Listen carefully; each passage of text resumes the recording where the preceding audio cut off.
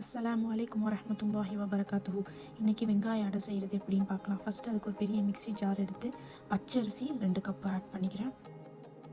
பெருஞ்சீரகம் 1/2 table spoon,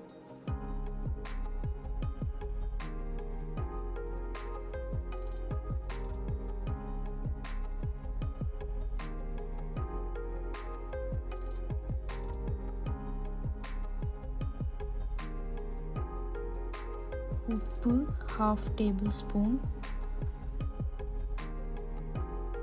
இது எல்லாத்தையும் இப்போ கொரன்னு அரைச்சி ஒரு பவுலில் எடுத்துக்க போகிறேன்.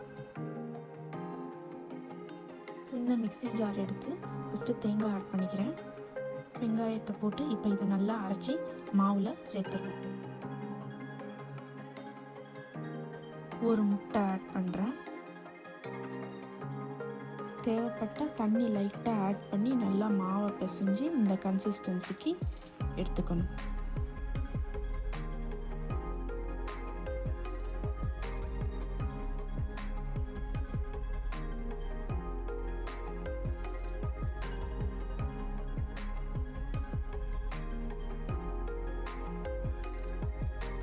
அடுப்பில் கல்லை வச்சு சூடு வந்த பிறகு மாவை உருண்டை பிடிச்சி அந்த தோசை கல்லில் ஈவனாக நல்லா தட்டணும்.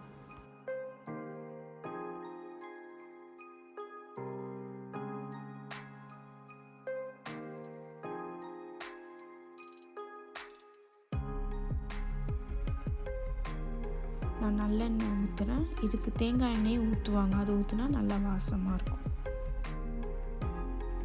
5 நிமிஷம் கழித்து அந்த அடையை திருப்பிடணும்.